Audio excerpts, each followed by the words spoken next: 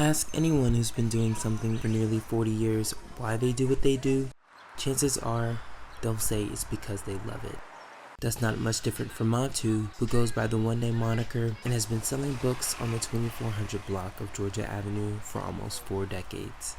It's more of a hobby, and I call it my community service, because no one else is going to be responsible for our information but us.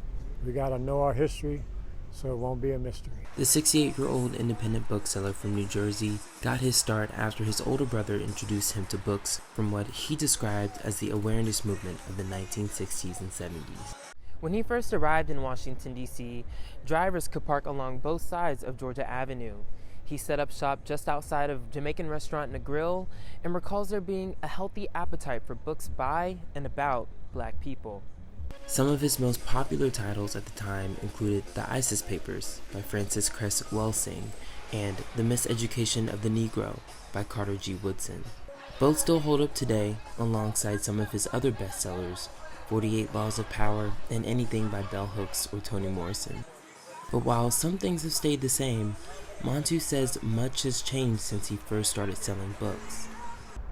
As time goes by, it seems like the attitudes have changed a lot. He says interest fades with the seasons. He gets a lot of business in February during Black History Month.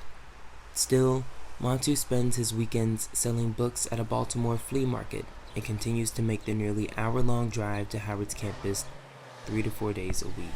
He stores his books, fold-up table, and tablecloth in the trunk of his car, only packing his lunch and sometimes extra sandwiches for people in need who walk by throughout the day. Montu's a retired bus driver and says he's always liked working with others and having conversations. It really surprises me sometimes, especially when a younger person asks me something on philosophy or something that happened back in the 60s. I'm impressed with that, very impressed. For him, selling books isn't about the money. He says the business pretty much pays for itself. It's about spreading knowledge and keeping people informed. And that includes the really young, a demographic he hopes to expand to soon with new books for kids and young adults. I'm Juan Ben Jr. in Washington, D.C., reporting for HU News Vision.